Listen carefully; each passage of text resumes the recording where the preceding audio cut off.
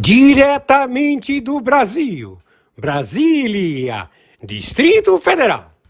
Quem vos fala, mestre Dinho, trazendo sempre informações na palma da sua mão, com notícias de utilidade pública, nacional e internacional.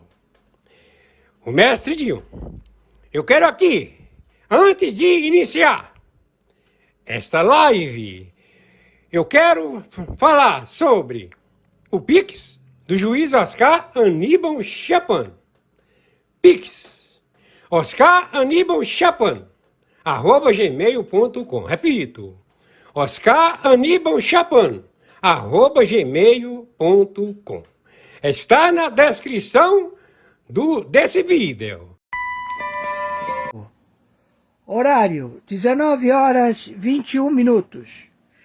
Como foi feito com relação aos direitos humanos, sua representatividade em todos os governos do planeta, sendo subsidiados pelos Estados Unidos da América, e cujo financiamento se encontra no momento confiscado e congelado.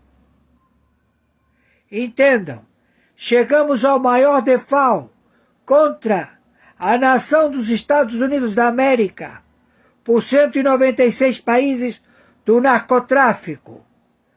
Funcionários públicos que se utilizaram no descaminho, no civil law, no common law, ao conluio,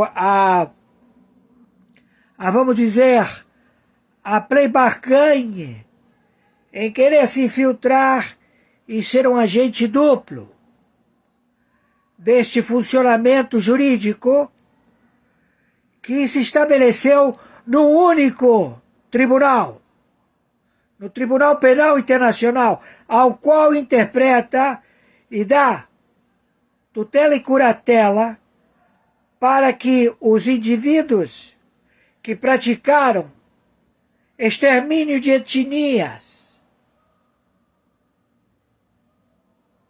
extinção em massa da população do planeta, tudo isto já foi julgado e foi já observado e interpretado. Então vamos ao relatório de hoje. Quem está falando é o senhor Oscar Aníbal Chapan, o árbitro. Justiça privada, justiça paga.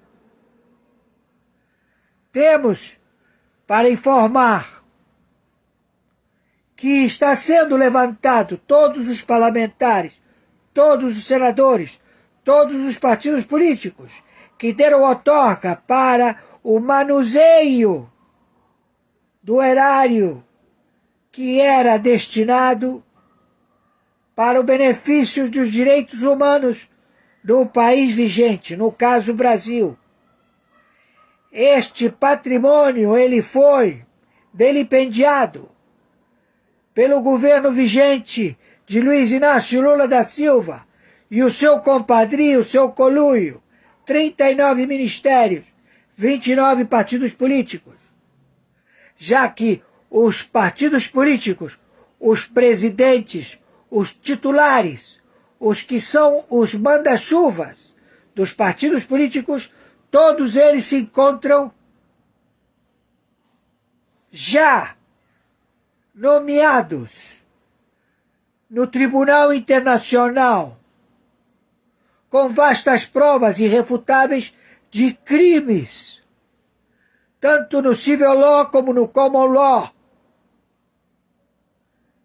Então você que exerce o voto parlamentar, tenha certeza, conforme sua votação, você será eleito ou levado ao cárcere. Você decide. Acredito eu que até os malfeitores já pularam do barco há muito tempo.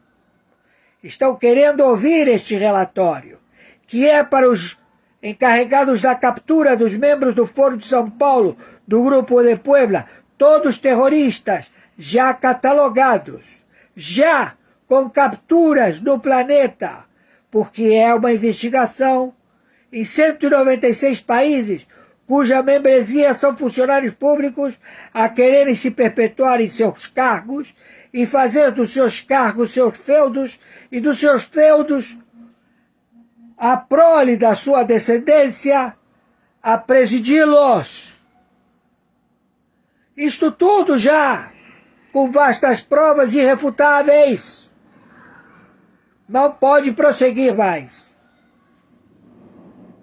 Então, nós temos o prático. Seja prático e escute e pratique conforme o senhor Trupp determinou. Ganhe todo dia um bom exemplo. Seja exemplo das suas boas atitudes. Você ganhará prestígio, porque está sendo observado. Você acha que você não está sendo observado? Você acha que você condiz com o crime organizado? Você acha que o crime organizado tem possibilidade de se organizar? Eles todos são levados para o compadrio, que já não preside mais. Por quê? Porque já esgotou. Foram anos e anos e anos de investigação. Vários colegas não se encontram, mas no nosso convívio deram suas vidas para a luta de libertar o planeta.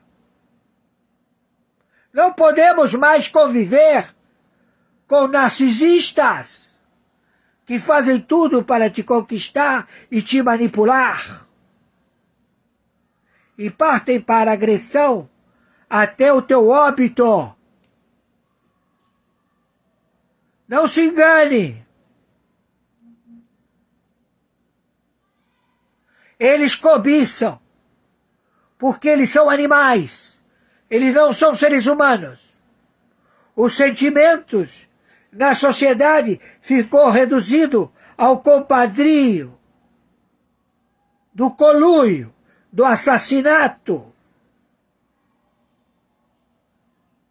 das conspirações, do motim de traição à pátria, seus filhos.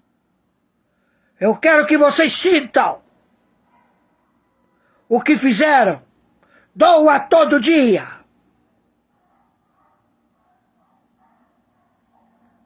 Conforme determinação de 123 países e 60 agências de inteligência, meu Pix de sobrevivência é meu e-mail, meu nome completo, em minúscula.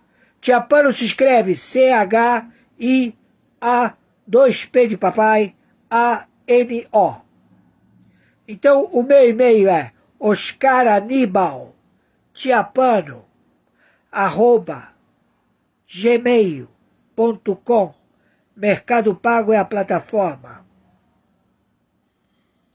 Meu Pix é meu CPF 510-466-44734. Mercado Pago é a plataforma. Entendam. Eles invadiram tudo. Então tudo vai ser novo. Não vão ter controle de porra nenhuma. Como é que vai ser? Você, deputado e senador, vai ficar com esses partidos políticos de merda? Viralize isto. São traidores à pátria. São predadores. Tribunal Federal, o ministro Alexandre de Moraes deu um prazo de 15 dias para a Procuradoria-Geral da República se manifestar sobre o pedido de indulto presidencial para Daniel Silveira. A defesa do ex-deputado argumentou que o benefício natalino concedido no ano passado pelo presidente Lula a detentos se estende também a Daniel Silveira.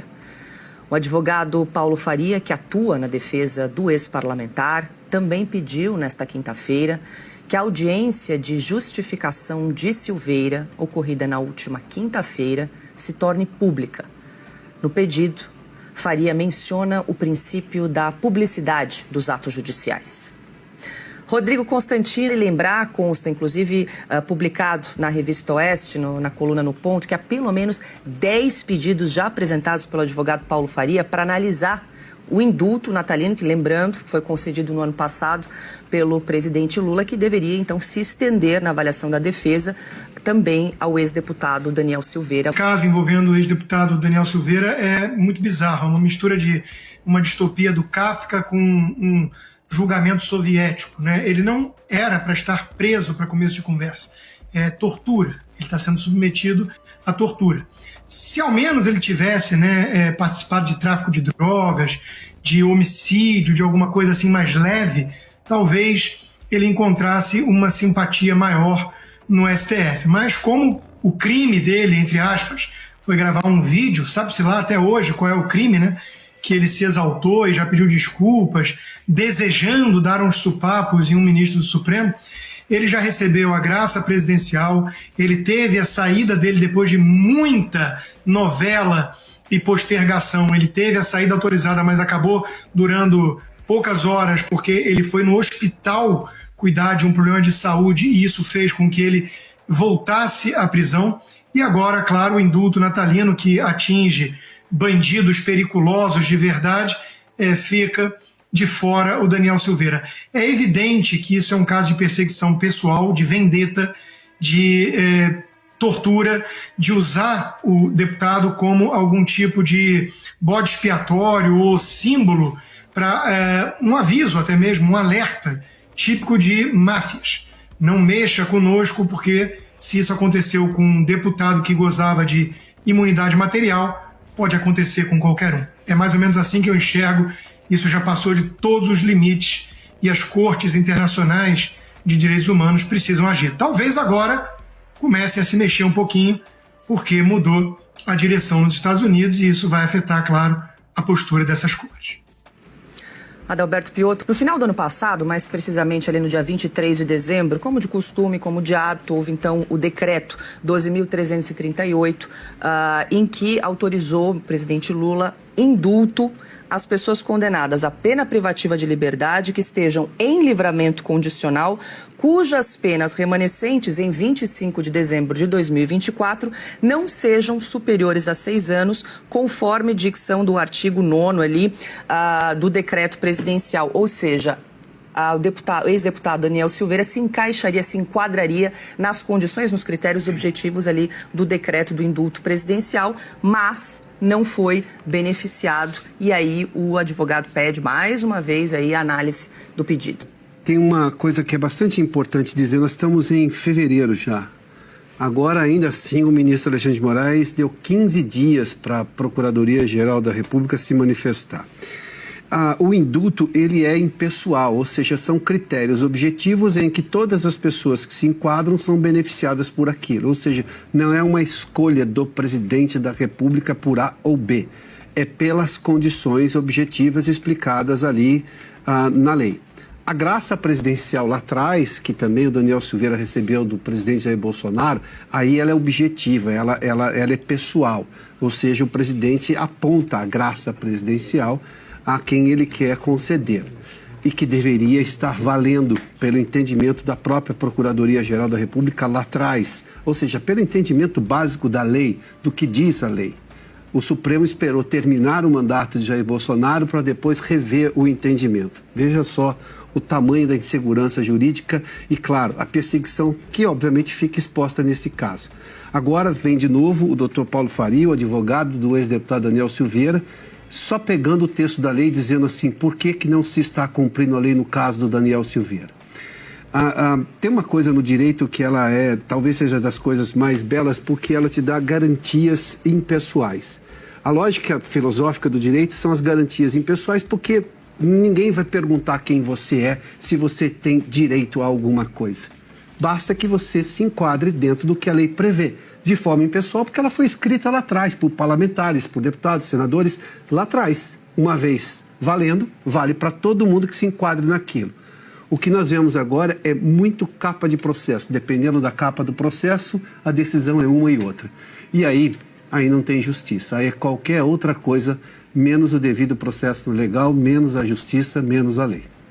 Augusto Nunes. O ministro Alexandre de Moraes, quando foi promotor público, ele nunca pediu a absolvição de um réu por falta de provas. Nunca. Agora, como ministro do Supremo, ele teve uma fase em que pareceu agir como o autor de um livro de direito que é um clássico. Foi, durante muitos anos aí, e leitura obrigatória em faculdades de direito por defender com correção, explicar com correção como é a Constituição, né? Não reinventá-la. Ele apenas se limitava a explicar alguns artigos mais complexos, tal. Esse livro ele revogou. A edição de 2022 não tem parentesco com a de 2002, por exemplo. Ele já disse, nós vamos exibir tantas vezes quantas forem necessárias.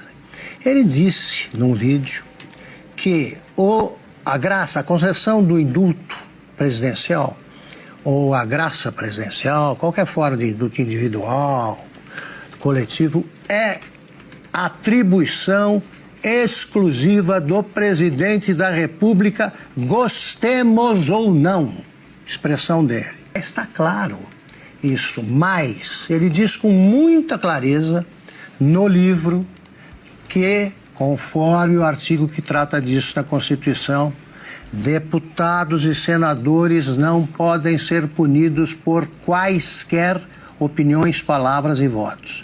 Ultrapassou a fronteira, né, que separa a opinião da injúria, da calúnia, da difamação, que seja enquadrado nos crimes contra a honra. E o próprio Congresso pode resolver isso aí pelas comissões que cria para isso, de ética. O Alexandre de Moraes age fora da lei há 5 anos. Ele se tornou um juiz que persegue réus. Ele não é isento para julgar ninguém. Ele se nomeou chefe de polícia, que é cargo inexistente, de uma ditadura do judiciário intolerável. Porque não aceitamos nenhum tipo de ditadura e o povo vem mostrando isso reiteradamente. Portanto, quem muda de posição dessa forma, mudar de ideia, repito, pode ser uma forma de inteligência, é uma demonstração de inteligência se você muda para melhor. Mudar tão radicalmente para pior tem 3 explicações. Suborno, acho que não é o caso. Algum tipo de extorsão, algum tipo de pressão, baseada em informações aí que o alvo não quer ver reveladas, ou é um caso clínico. Só me sobra essa terceira opção. O caso a ser examinado é o do próprio Alexandre de Moraes. Porque o que ele faz é tentar destruir a vida do réu que atravessa o seu caminho. A gente resgatou, vai exibir o vídeo do ministro Alexandre de Moraes num julgamento lá em 2019, defendendo o indulto presidencial. Essa questão do indulto, esse ato de clemência constitucional é um ato privativo do presidente da República. Podemos gostar ou não gostar, assim como os parlamentares também não gostam muito quando o Supremo Tribunal Federal declara inconstitucionalidade de emendas, declara inconstitucionalidade de leis ou atos normativos. Função constitucional prevista nesse check and balances para o Supremo. Assim como o ato de clemência constitucional não desrespeita a separação de poderes. Não é uma ilícita ingerência do Executivo, com devido respeito às posições em contrário, na política criminal que genericamente é estabelecida pelo Legislativo e concretamente aplicada pelo Judiciário. Até porque indulto, seja graça, o perdão presidencial, seja individual, seja o coletivo, não faz parte da política criminal. Só para incluir, vou chamar, porque o ministro Moraes não foi o único a defender o indulto presidencial. O ministro Luiz Roberto Barroso, lá em 2021, também fez o mesmo num tweet. A gente vai acompanhar, está aí na tela, um esclarecimento. Quem concede indulto é o presidente da República. O judiciário apenas aplica o decreto presidencial. Nas execuções penais do mensalão, deferiu o benefício a todos que se adequaram aos requisitos. Está aí, então, um tweet do ministro Barroso, lá de agosto de 2021. Não precisa consultar ninguém, basta se basear nisso aí e acabar, né, com o calvário interminável e vivido pelo deputado Daniel Silveira. Só um detalhe, não mudou nada na lei de lá para cá. Quando eles disseram isso, tanto o ministro Alexandre quanto o ministro Barroso, quando eles defenderam a constitucionalidade, a forma como é o entendimento de indulto, graça, ou seja lá o que for, eles se baseavam numa lei, a mesma lei que existe até hoje. Não houve alteração da lei, então não pode haver alteração de entendimento, porque daí nós estamos falando de qualquer outra coisa. Chama-se insegurança jurídica ou perseguição por capa de processo. E na Câmara, a oposição articula a criação de uma CPI para investigar a suposta interferência da USAID, Agência dos Estados Unidos para o Desenvolvimento Internacional, nas eleições brasileiras de 2022. Segundo os deputados Eduardo Bolsonaro e Gustavo Gayer, até o momento, 60 assinaturas de parlamentares já foram coletadas.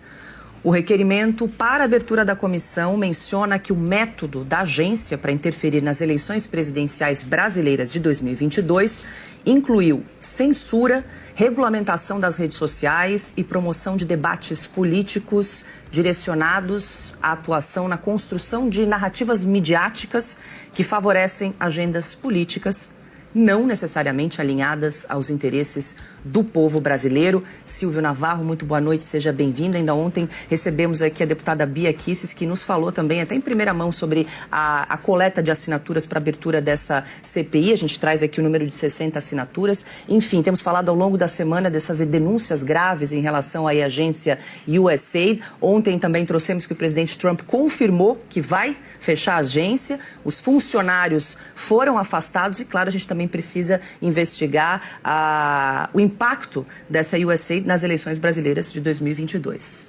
Paula, boa noite, querida, meus amigos Constantino, Piotr, Augusto, meu irmão, boa noite você que nos acompanha. Bom, vamos lá.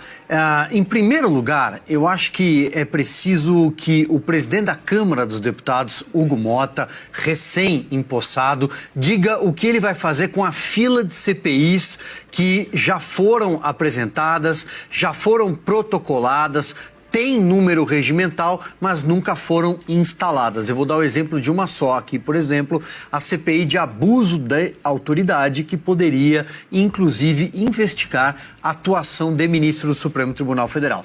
Para dar o exemplo de uma CPI. Então, o presidente da Câmara precisa decidir o que é que ele vai fazer com essa fila de comissões, como eu disse, já protocoladas. A Câmara tem um limite regimental de comissões que podem funcionar simultaneamente. Então, não adianta você recolher várias assinaturas para várias CPIs em vários flancos, frentes diferentes, se você não tiver algo organizado na mesa diretora da Câmara, como eu disse, recém-empossada. Então, vamos aguardar. O segundo ponto: essas denúncias são muito graves, Paula. O Rodrigo Constantino, assim como a Ana Paula Henkel, que estão nos Estados Unidos e têm conhecimento até mais aprofundado do assunto, têm falado com mais propriedade sobre o que é essa USAID, os tentáculos, como eles financiavam a atuação woke, ONGs e por aí vai. Eu vou me ater aqui a um único ponto. Eu acho que tudo o que veio à tona até agora, junto com o Twitter Files, junto com as declarações do dono da Meta, o Mark Zuckerberg, jogam luz para algo que nós vínhamos falando há muito tempo. Há algo estranho no histórico das eleições de 2022. Algo estranho. Não estou aqui falando sobre urnas para não entrar num tema proibido. Estou falando sobre um processo eleitoral maculado, um processo que teve interferência, talvez, externa, com base nessa nova investigação, revelação, mas também com a punição para um único espectro da política brasileira à direita. Acho que o processo eleitoral foi todo maculado em 2022. Está muito claro, é uma caixa de Pandora, uma caixa preta que precisa ser aberta. Se o caminho será a CPI, não sabemos. Resta, portanto, a palavra do presidente da Câmara. Mas as comissões temáticas do Congresso Nacional no Senado e na Câmara têm todas as condições de investigar. Tem as ferramentas. Vai faltar a quebra de sigilo, mas também, até aí tem um ponto. Estamos falando de uma instituição e de organismos internacionais. A quebra de sigilo é mais complexa nesse sentido. Portanto, as próprias comissões têm ferramentas e caminhos para investigar por conta própria. Consta essa novela, essa história e só piora da USAID. Se essas denúncias realmente se confirmarem, tudo indica que vai ser um escândalo de proporções globais, né? Histórico de corrupção aí dessa agência. Paula, é um escândalo de proporções, digamos, sem precedentes, né? Basta acompanhar a quantidade de mensagens que estão vindo à tona, né? Tanto do Elon Musk até o próprio presidente Trump e vários da equipe, né? A cada dia não é uma enxadada, é uma minhoca, é uma enxadada, uma sucuri, né? Hoje, por exemplo, veio à tona financiamento de milhões e milhões para irrigar inúmeros veículos de comunicação, jornal como o New York Times, tão respeitado pela esquerda que milita nas redações dos nossos jornais brasileiros, Político, que é um site também mais alinhado aos democratas, que recebeu milhões e milhões de dólares. É um negócio escandaloso, né? Realmente a USAID, que foi criada lá no governo Kennedy com boas intenções, e muita gente imagina recursos, mantimentos, comidas chegando às crianças pobres do Sudão, né? Na prática estava servindo para alimentar, por exemplo, com 280 milhões de dólares quase, os cofres do Jorge Soros, um bilionário especulador queridinho da esquerda democrata, porque financia essa turma toda, e hoje a gente descobre que financia com o nosso dinheiro de impostos americanos. Eu, aliás, sou um exemplo curioso disso tudo que está vindo à tona, para pegar um gancho aí com o que o Silvio falou da eleição brasileira, né? Eu pago pesados impostos nos Estados Unidos, assim como no Brasil, e eu descobri então que os meus impostos americanos serviram de alguma forma para irrigar, por meio da USAID, ONGs, grupos ligados a gente que imita foca e é levada a sério pelo STF, é chamada para debater sobre desinformação e regulamentação das redes sociais pelo Barroso, e o meu dinheiro de impostos americanos acabou alimentando a minha censura no Brasil, que já tem 2 anos que eu estou sob censura prévia nas redes sociais do Brasil, sem passaporte e com as contas bancárias congeladas há 2 anos, né? Então, a gente percebe que tem realmente aí uma grande cadeia da felicidade, um grande esquema que foi montado pela esquerda, pelas elites democratas corruptas, com um projeto totalitário de poder, um poder globalista, né? E que representa exatamente o quê? A ideia da democracia de gabinete, a democracia sem povo, uma coisa imposta de cima para baixo por essas entidades supranacionais, a OMS, que virou puxadinho ali dos globalistas, com o revolucionário marxista Tedros Adhanom, da Etiópia, e várias outras entidades. O Conselho de Direitos Humanos da ONU, que abriga tudo que é país que está na lista dos que mais desrespeitam os direitos humanos. Então tudo virou uma grande fachada, uma grande piada de mau gosto, né? E isso servia então para alimentar os comparsas, os cúmplices desse esquema democrata. No Brasil, eles agiram sim. Eles olharam o Brasil como um quintal a ser ali utilizado como laboratório, talvez, e eles, sem sombra de dúvidas, agiram para, de alguma forma, manipular essas eleições. Isso precisa ser investigado a fundo no Brasil e aqui nos Estados Unidos. Aqui nos Estados Unidos eu tenho certeza que será, e vai ter consequências provavelmente mais graves para esses que deram o verdadeiro golpe. Pois é, Piotr, como antecipou o Consta, a mídia também não escapou dessa lista da USAID. Inclusive, o presidente americano Donald Trump publicou na rede social, a Truth Social, rede social do presidente, que bilhões de dólares foram roubados da USAID para serem destinados aí a algumas mídias e também desviados para financiar o que ele chamou, o presidente Trump, aspas, de boas histórias na imprensa sobre o Partido Democrata, fecho aspas, para o Trump. Esse é o ponto, Paula, porque elas não receberam, e quem deu esse dinheiro para esses veículos de comunicação, primeiramente a pergunta, por que um site, um jornal, um veículo de comunicação precisa de um dinheiro de uma agência chamada USAID? Uma agência em tese lá, pegando o princípio da criação de John Kennedy, de ajuda humanitária. Por que um veículo precisa? Bom, e se aceitou receber, veio junto com uma encomenda. Te passa o dinheiro, mas você vai ter que escrever tal coisa. Quem decidiu o que deveria ser escrito? Aí você entende porque naquele episódio, por exemplo, em que, abre aspas, o Twitter era o editor do New York Times e que acabou, inclusive, com a demissão de um editor, talvez não tenha sido só o Twitter. Na verdade, o Twitter foi uma alegação. O Twitter pré-Elon Musk, né? Não o X. O Twitter, então. Era, na verdade, uma determinação que vinha de um órgão como esse. O Constantino resume isso de uma maneira brilhante. Consta, me permita pegar carona no seu comentário. O Constantino mora nos Estados Unidos, então ele paga impostos americanos e todo mundo sabe o quanto que entidades ou sites, blogs, sei lá o quê, eu não diria nem sujos, mas imundos, fizeram campanha completamente enviesada contra algumas pessoas, entre as quais o Constantino. De alguma forma, todos fomos vítimas disso, mas o Constantino tem uma particularidade, quer dizer, ele pagava impostos americanos, que obviamente subsidiavam a USAID, que depois repassava para esses veículos, aqui ou fora do país, para depois atacá-lo. Acho que esse é o resumo da ópera, de uma ópera completamente desviada do que se pode esperar da maior democracia do mundo, que felizmente neste momento está voltando a ser a maior democracia do mundo, porque está expondo justamente com transparência tudo o que aconteceu. Mas eu vou me ater só ao começo do que disse há pouco.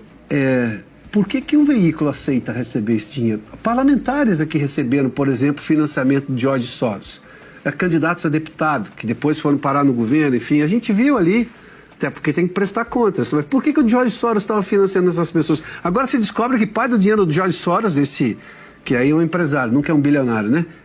Foi usado para esse tipo de coisa, ele também recebeu, também participou desse negócio. Vejam como que a coisa era podre. Parecia podre, tinha cheiro de podre, porque era podre mesmo. Nós estamos vendo agora. Porque o presidente do Supremo Tribunal Federal, o ministro Luiz Roberto Barroso, anunciou hoje que a corte terá gravatas e lenços personalizados para presentear pessoas em viagens dos ministros. Isso não passará despercebido de que a novo departamento STF Fashion, nós lançamos uma gravata do Supremo Tribunal Federal que todos estamos utilizando, e para as mulheres um lenço belíssimo, como que está com a ministra Carmen Lúcia. E a razão real para isso é que nós recebemos muitas visitas ou visitamos lugares em que as pessoas nos dão presentes. E, portanto, foi uma forma que nós encontramos gentil de retribuir os eventuais presentes que recebemos com uma gravata que tem um símbolo do Supremo Tribunal Federal e que, se permitirem aí, modéstia, ficou muito bonitinho.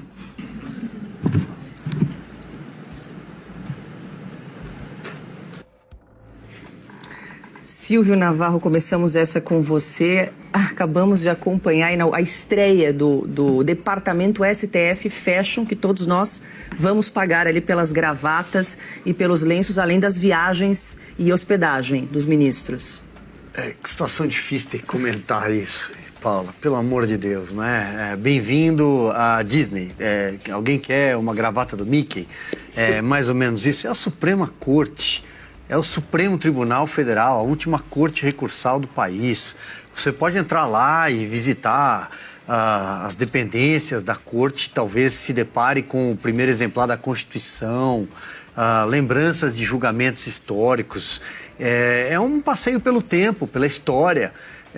Para que você vai levar uma gravata que vai remeter a ministros do Supremo Tribunal Federal que hoje representam tudo aquilo que a população brasileira desaprova? E olha, eu sou avesso a pesquisas de opinião de qualquer tipo, isso todo mundo já sabe. Mas faça uma pesquisa de opinião pública sobre a imagem do Supremo Tribunal Federal. É a imagem de uma corte que tem lado, é a imagem de uma corte que não tem a confiança da população. E você vai lá dar um presente. O ministro Luiz Roberto Barroso está preocupado com presentes, está preocupado com os próprios discursos. É muita vaidade, é disso que se trata. É muita vaidade e pouco serviço prestado à população. Aliás, se eles querem dar um presente à população brasileira hoje, na data de hoje, dê café, porque o café está muito caro. Você não consegue comprar mais meio quilo de café por R$30, R$35, por exemplo. Está muito caro o café. 1 quilo de café custa R$60, R$70. Dê laranja. Ofereça laranja para as pessoas levarem para casa, porque elas não têm mais dinheiro para comprar, quem sabe visitando o Supremo. É difícil comentar isso, é uma ilha da fantasia, né? Me lembra aquela imagem do seriado, para quem viveu nos anos 70, 80, da Ilha da Fantasia. Bem-vinda à Ilha da Fantasia. Eu me lembro que um personagem clássico era o Tatu, mas talvez a gente resgate a imagem aí para refrescar aqueles mais velhos, porque é mais ou menos isso. Bem-vindo à Ilha da Fantasia, né? Olha o avião. Não sei se eles têm um departamento de marketing lá no STF para sugerir essas ideias. Conversar, tem algumas ideias. Eu acho, por exemplo, muito perigoso você botar uma camiseta, distribuir entre os interessados, uma camiseta com o time do STF. E, mãe, nós derrotamos o bolsonarismo. Ótimo, perdeu o Mané. Ou perdeu o Mané. Essas frases... Vai render também. Pois seria difícil sair com ela, com uma coisa dessa na rua, né? Perigoso, mas talvez faça sucesso. O que seguramente fará sucesso, eu me interessaria. Por exemplo, a pinça com que o ministro Barroso cuida das sobrancelhas. Cada fiozinho em seu lugar, né? Isso é bonito. O espelho com que ele se olha, para saber o que ele enxerga também ali, né? No mínimo um rei francês, coisa desse tipo. Agora, se eu pudesse repassar o presente, eu queria uma cueca nova, evidentemente, samba canção do Flávio Dino, para doar por MST, porque é suficiente para cobrir uma barraca de lona, daquelas que eles instalam na terra dos outros. Isso aí me interessaria. Agora, quem está cuidando disso é pouco imaginoso. Eu me ofereço para trabalhar com eles. Tá bem mais criativo, hein, Augusto? Não é? Deixa eu aproveitar para... A gente está falando do departamento... Não sei se tem um departamento de marketing sugerindo aí souvenirs às nossas custas. Deixa eu jogar pro... Diga, Silvio. Será que tem o dedo do Sidônio nisso ou não, né? Porque você está dizendo que ele atravessou a Praça dos Três Poderes para fazer serão? Você mencionou a Ilha da Fantasia. O seu comentário a gente exibiu ali. Olha lá. Puxa vida, Silvio. Né? Agora você foi lá no baú, meu. Bem-vindo. Né? É isso aí. Olha o avião. Tá aí. O Consta, quero te ouvir também, mas só para a gente lembrar, até inclusive... publicamos na coluna No Ponto, em outubro do ano passado, que o STF reservou R$800 mil para itens personalizados, chaveiros, copos térmicos, canecas, cadernos, pendrives, blocos de notas, enfim, uma série de souvenirs também pagos com dinheiro nosso. E agora a gente acompanhou a estreia do departamento STF Fashion, com gravatas e lenços. A cara da Carmen Lúcia denunciou, acho que ela não estava muito contente ali com o lenço. A cara dela foi impagável. É a Boutique Suprema, né? Lançamos a Boutique Suprema. Olha, a gente tem o direito, né, de rir um pouquinho da situação, mas ela ilustra algo dramático que acontece no Brasil, que é essa bolha desconectada da realidade do povo. Nós vamos falar da pauta aí do Luiz Inácio Lula da Silva com uma brilhante estratégia de combater a inflação. Basta as pessoas não comprarem mais, né, comida. Então agora a fome como estratégia de combate à inflação, depois de trocar já a picanha por carne de segunda, o alface pela chicória, veio uma medida mais radical ainda. Enquanto isso, nossos ministros do Supremo, com carros blindados aos montes, seguranças armados até os dentes, lagosta, vinho caro e souvenirs. né, para os coleguinhas que eles encontram em outras bolhas mundo afora, porque não podem mais viver na rua, no dia a dia, nem nos Estados Unidos. Aqui, por acaso, o Barroso estava recentemente circulando, flanando pelo Sawgrass Mills, aqui pertinho de mim. Mas nem isso eles conseguem muito mais, porque eles têm o risco ali de encontrar com alguém brasileiro que possa fazer uma pergunta, né, protegidos pela segurança de um país livre, e eles não vão gostar. Então, eles cada vez mais têm o castigo, digamos assim, né, de pelo menos viver dentro de uma prisão própria, ainda que seja uma prisão com gastos excessivos, né, com coisas totalmente supérfluas, como gravatas com o logo do STF. Agora, o verdadeiro presente que eles poderiam resolver dar ao povo brasileiro seria baratinho, seria até de graça, mas esse presente eles se recusam a dar. Era só respeitar a Constituição brasileira. E nesta mesma sessão do Supremo, o ministro Barroso corrigiu o que chamou de imprecisões na prestação de contas das despesas do Judiciário. A retificação, a correção, ocorreu depois que uma nota das comunidades na Rede X indicou um erro na fala do presidente do STF. Enquanto ele fazia um balanço dos custos da Justiça, o ministro afirmou que o Judiciário custava aproximadamente 133 bilhões de reais. A conta incluiria, segundo Barroso, o Ministério Público e a Defensoria Pública. No entanto, com base nos dados do Conselho Nacional de Justiça referentes a 2023, o valor não engloba as despesas das duas instituições mencionadas pelo presidente da Suprema Corte. Hoje há uma narrativa no sentido de que as condições de segurança no Rio de Janeiro ter-se-iam agravado em função da liminar. Em relatório do Tesouro Nacional ao qual tive acesso, no cálculo do custo do Poder Judiciário estavam incluídos igualmente o Ministério Público e a Defensoria Pública. Retive essa informação. No entanto, nos dados divulgados pelo Justiça em números publicados pelo Conselho Nacional de Justiça, os custos dessas duas instituições não estavam computados. Portanto, foi uma informação imprecisa que venho retificar na primeira oportunidade. Bom, a gente já acompanhou ali um trechinho da fala do ministro Gilmar Mendes, que é a nossa próxima pauta. Depois a gente trouxe, então, a fala do presidente Luiz Roberto Barroso, presidente da Corte, Piotr, que foi corrigido pela própria rede social X em relação aos custos do Poder Judiciário, já que estamos falando aí da produção de gravatas e lenços para presentes. É importante saber quanto custa o Poder Judiciário para todos nós. Ele tomou uma checada, foi isso? Notas da comunidade, e as notas da comunidade estavam corretas, os números que ele tinha divulgado anteriormente estavam incorretos, tanto que ele veio a público corrigir os próprios números. O detalhe, e tem uma reportagem do Silvio Navarro na revista Oeste, eu só não vou me lembrar a edição, Silvio, que mostra o custo do judiciário brasileiro. O que importa nessa história, primeiramente, sim, o ativismo democrático das pessoas pelas redes sociais, que demonstraram claramente um erro na fala do presidente do Supremo Tribunal Federal em relação aos custos da justiça. Agora, a outra coisa é a justiça brasileira custa caro demais e ela não justifica o preço, levando-se em conta o serviço que ela oferece ao cidadão. Esperar que os ministros tenham essa humildade de analisar realmente isso pelas falas do Barroso é quase impossível, mas isso não deixa de ser verdadeiro. Quer comentar, Silvio? Diga. Desculpa, Paula, complemento que o Ministério Público não é um órgão do Judiciário. O ministro que preside o Supremo Tribunal Federal e o Conselho Nacional de Justiça não sabe disso. O Ministério Público é um órgão independente de Estado. E a Defensoria Pública também não é um órgão atua junto, mas não é um órgão do Judiciário. Ele não sabe disso? Ah, sabe, Silvio. Sabe, sim. 18h25. Agora sim a gente traz a fala do ministro Gilmar Mendes, que se mostrou preocupado com eventuais críticas à atuação da Corte na segurança pública.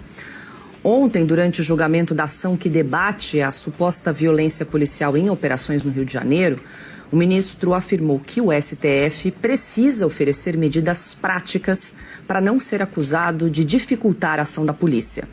Hoje há uma narrativa no sentido de que as condições de segurança no Rio de Janeiro ter-se-iam agravar em função da liminar.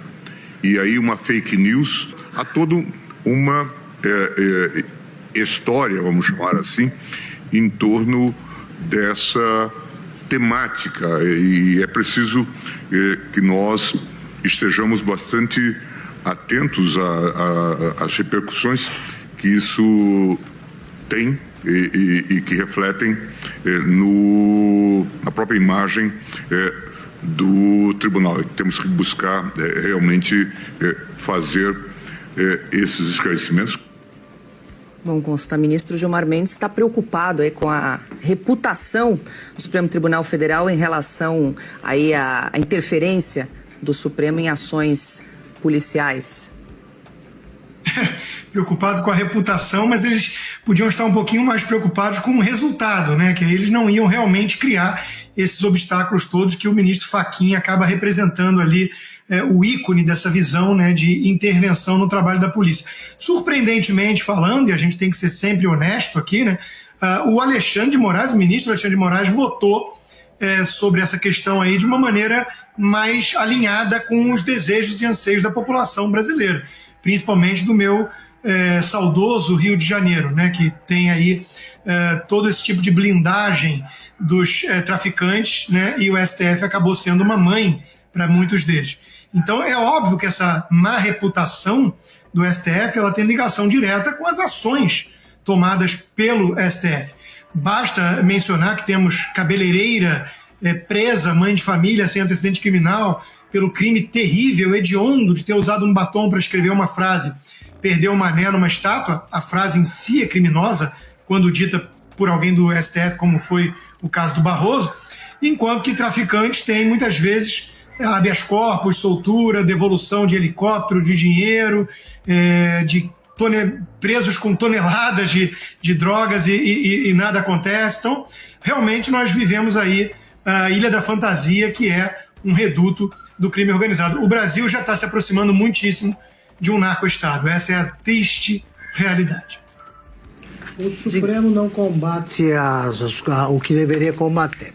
Organizações criminosas, essas que vão se multiplicando por todo o país, protege amigos que são culpados, como no caso do Lula, que é ladrão condenado por 9 juízes, que foi resgatado da cadeia para ser presidente da República, do consórcio, administrada pelo consórcio. O Supremo... ministros do Supremo mandam derrubar um muro em São Paulo que atrapalha a ação dos traficantes que se protegem com os pobres brasileiros incorporados à Cracolândia, os viciados e tudo. Eles não cuidam dos presídios federais, eles se metem com assuntos policiais, se metem nos morros do Rio de Janeiro para proibir que helicópteros participem de operações policiais, etc, etc. A primeira coisa que o Supremo, se quiser apoiar sinceramente o combate ao crime, deveria fazer é parar de se meter nas atribuições dos outros e julgar com competência. Agora, quer combater o crime prendendo inocentes acusados de golpistas, desarmados, mantém com a abolição do devido processo legal, com o arquivamento do direito de ampla defesa, cumpram a Constituição, cumpram a lei que já está de bom tamanho. Não precisa se intrometer em mais assuntos. Silvio, só para a gente lembrar, esse julgamento que trata das ações policiais em favelas no Rio de Janeiro foi suspenso ontem com o voto do ministro relator Edson Fachin. E nesse julgamento os ministros vão se debruçar sobre um plano que em tese foi apresentado pelo governo do estado do Rio de Janeiro para reduzir letalidade da ação dos agentes policiais em favelas do Rio de Janeiro. Mas aí eu te pergunto, os ministros têm competência técnica para avaliar se um plano para redução ali de letalidade funciona ou não funciona? Porque o ministro Fachin aceitou parcialmente o plano. Posso dar uma sugestão? Claro. Antes do Silvio? Desculpa, Silvio. Pede ao Flávio Dino para contar como é que se faz para subir o morro sem segurança, controlado por criminosos. Ele deve saber a fórmula. Não, é isso. O único dos 11 ministros que conhece as favelas do Rio de Janeiro, no caso o Complexo da Maré, Augusto, é o Flávio Dino. De fato, ele foi lá a convite de uma ONG, a ONG da Maré, e entrou sem a escolta adequada. Passou um tempo lá e saiu, foi muito criticado por isso. O presidente Lula também, na campanha, usou um boné CPX, quer dizer complexo, né? O complexo do Alemão, que é uma base estratégica do Comando Vermelho. Pois bem, o Rio de Janeiro é tomado pelo tráfico. Isso é uma novela longa, não é uma novidade para ninguém. E as condições do Rio de Janeiro, a topografia, as condições demográficas, geográficas do Estado, elas só favorecem o crime. Porque a narco-guerrilha, ela está instalada no topo do morro. Então ela atira de cima para baixo. Eles chamam até de casa-mata, porque é uma espécie de uma blindagem e você coloca a metralhadora, né? Você é como se fosse uma trincheira e você atira contra o policial que está subindo em desvantagem. Fora isso, a DPF 635 também colocou regras que impedem o patrulhamento aéreo, os helicópteros de sobrevoar as favelas. Porque a alegação das ONGs de esquerda encampadas pelo PSB, Partido Socialista Brasileiro, no Supremo Tribunal Federal, foi também que a patrulha dos helicópteros, durante essas expedições, essas operações, os policiais podem atirar de cima para baixo e acabar alvejando um civil que não era necessariamente um soldado do tráfico. Tudo bem, pode acontecer. Sim, pode acontecer. Agora, ocorre que o bandido pode atirar de cima para baixo na polícia, a polícia não tem esse direito de patrulhar por cima, né? Um sobrevoo do morro. Aliás, a polícia tem que fazer um aviso prévio dessas operações e a gente sabe que isso vaza. Isso acaba em páginas de jornais, isso acaba vazando para ONGs, isso circula. E aí o tráfico, obviamente, sabe que no dia seguinte, no caso do Rio de Janeiro, o caveirão, o BOPE vai subir. Quem é que vai ficar esperando o BOPE lá? Só se for realmente para atacar, para guerrear contra a polícia, matar a farda, dizer a lei aqui é o narco-estado, a lei aqui é o que o tráfico determina e não o que o Estado determina. Então, de que lado o Supremo Tribunal Federal está? Em audiências públicas que só ouvem essas ONGs de esquerda, que depois a gente descobre que elas têm ligação com o próprio tráfico. Foi assim, não foi com a dama do tráfico, ligada ao Comando Vermelho no caso do Amazonas? Não foi assim com a ONG que estampa, né, Pacto Social, que estampa Vidas Presas Importam em São Paulo, ligada ao PCC? Não é assim que funciona? Então, quando é que o policial é ouvido? Circula com frequência na internet, por exemplo, o Rodrigo Pimentel, que foi diretor do BOPE, ele foi capitão do BOPE, em que ele dizia que no Rio de Janeiro, nessas favelas tinha treinamento, e tinha mesmo, o próprio Fantástico da TV Globo, antes, né, de embarcar numa nova onda, chegou a mostrar isso, tem treinamento de guerrilheiro lá dentro, eles aprendem a disparar, aprendem como fugir. Então, ou seja, você coloca a polícia numa situação ruim e o bandido numa boa situação, para proteger civil. Agora, o civil quer ser protegido de quem? Do bandido ou ele quer ter uma oportunidade diante do Estado? Ele é refém nessa hora. As pessoas de bem que moram em favelas, e a maioria, a ampla maioria, é de bem, é trabalhadora, ela é refém, ela está refém do narco-estado, da narco-guerrilha. Então é isso que os ministros do Supremo não entendem, porque estão lá encastelados, de faquinha Barroso, encastelados, preocupados com a cor da gravata que eles vão presentear os visitantes da Disneylândia. Piotr, para fechar? Não, é rápido, eu só vou complementar aqui um ponto do Silvio. Vamos imaginar assim, até porque isso é possível e já aconteceu, em que você tem ali, numa troca de tiros, uma pessoa inocente seja alvejada. Se for por um policial, você vai ter investigação. Se for por um policial, você tem como checar, como investigar, como saber e até punir o policial se por acaso ele cometeu um excesso. Como é que o Supremo vai fazer se por acaso essa pessoa for atingida por um narcotraficante? Ninguém quer saber, porque o narcotraficante já está na ilegalidade, ninguém vai investigá-lo por isso. Aliás, a polícia estava indo lá no morro justamente para tentar coibir, para conter, para atacar o tráfico. A questão é Eu impeço que helicópteros que são uma ajuda imensa para o grupo de terra, isso é tática de guerra, tá? O helicóptero tem uma visão melhor e informa quem está no solo para justamente evitar o que se pode imaginar de uma armadilha feita pelo traficante. Claro que o policial lá de cima pode alvejar, são normalmente atiradores de elite, para tirar exatamente esse empecilho para o policial que está subindo. Só que o policial é o Estado regulado, é o Estado regulamentado, é o Estado que pode responder. É o Estado que tem endereço, se você precisar falar com ele. O tráfico tem qual endereço? Então, quer dizer, você coloca a possibilidade do traficante e o policial na mesma situação. Ah, isso não pode acontecer. Só que você só pode investigar um, o outro simplesmente se ignora. A questão é, piorou a situação do tráfico no Rio de Janeiro depois da pandemia, depois dessa decisão do ministro Fachin. O secretário de Segurança do Rio de Janeiro fala isso com frequência. O governador do Rio de Janeiro fala isso com frequência. Os números mostram isso com frequência. São fatos.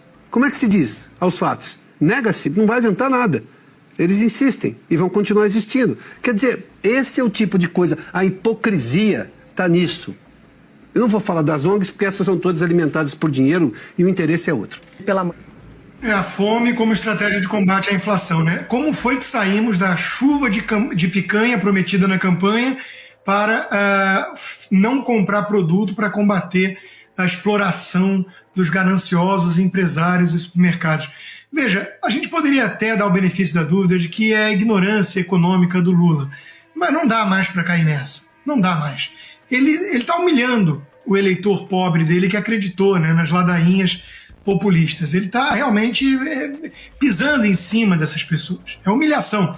É um governo que bate recorde de arrecadação, que bate recorde de desembolso bilionário na Lei Rouanet para os companheiros artistas, que coloca 5 anos de sigilo nas coisas lá dos irmãos Batista da JBS na Venezuela, né, que tem dinheiro à torta e à direita para os companheiros empreiteiros e tudo mais, e enquanto isso ele vai lá e dá essa dica de economia para os pobres, né? Inflação está alta, para de consumir, para de comprar. É um espanto, né? O que a gente pode comentar sobre isso? É realmente algo incrível. Eu tenho a dizer que, inspirado pelas aulas do professor Lula, eu queria muito comprar um Porsche, né? Aquele carro maravilhoso, alemão e tudo, mas eu fui mais esperto e comprei um Fusquinha 76. E agora a montadora alemã vai ver o que é bom para a tosse. Piotr, sua avaliação sobre a dica de economia do presidente Lula? Eu vou lembrar o presidente que tem um jeito mais inteligente de fazer isso daí. Agora ele precisa ser responsável também, coisa que ele não tem sido com as contas públicas. São 2 anos de rombo, rombo atrás de rombo. Na guerra da Ucrânia, o preço do petróleo explodiu no mercado internacional. Sabe o que fez o governo Bolsonaro, presidente Lula? Vou citar de novo. Sabe o que fez o governo Bolsonaro, presidente Lula? Tirou os impostos federais dos combustíveis. Baixou o preço, segurou a inflação. Negociou com o Congresso Nacional, não foi com o Supremo, não. Negociou com o Congresso também a redução do ICMS dos estados. O Brasil cresceu, o Brasil se recuperou, o Brasil teve, inclusive, aumento de arrecadação. Olha que coisa interessante. Tira o preço, tira imposto também. Tira mais imposto das coisas que estão subindo. Abre mão de receita, presidente. Dá certo, a gente sabe que dá certo. Agora, se puder também, seja responsável, presidente, com as contas que o senhor administra, as do país. É simples, presidente. Agora, vamos lá. Ele está querendo que o sujeito pare de comprar coisa que está cara. Então, o brasileiro não vai tomar café mais, nem chupar laranja. Ué, são as duas caras. O governo se embananou para explicar o preço da laranja outro dia. O Rui Costa, o chefe da Casa Civil dele, o homem forte da política dele, o preferido, número 1 do Ministério da Esplanada do Lula, de 39 ministros. É um escárnio. É um escárnio o presidente da República. Esse que foi eleito em 2022, né? O resultado do TSE foi esse. Em 2022, o Lula venceu a eleição segundo o TSE, assumiu, está no governo, enfim, para dizer isso aos brasileiros. É muita ignorância, é muito cinismo, é muita estupidez, né, para um presidente só. É inacreditável o que ele acaba de dizer. Você não compra, porque está caro, compra outra. Como? Ele não está percebendo o que se passa no país, ele não sabe. A Janja não manda alguém ao supermercado, não precisa. Eles têm comida de graça, come o que quer, as refeições eles esbanjam. ali gastança e tal, e vem e diz isso, e não há um único parceiro, companheiro do Lula que tem a coragem de dizer: Lula, olha, podem te achar uma besta quadrada dizendo isso, ou um cara que você pode merecer uma resposta assim: ah, tá bom, e se subir o preço da cachaça? Bebe o quê? É isso. Ainda sobre economia, Lula voltou a criticar a gestão anterior do Banco Central. Segundo o presidente, Roberto Campos Neto foi totalmente irresponsável e armou uma arapuca para o governo petista. Diretamente do Brasil, quem vos fala, mestre Dinho, trazendo sempre informações na palma da sua mão. E o meu convite especial, por gentileza, entra na descrição desse vídeo. Urgente! Clicar nos links abaixo. É uma surpresa e você pode ganhar muito dinheiro. Repito! Urgente! Clicar nos links abaixo. É uma surpresa e você pode ganhar muito dinheiro.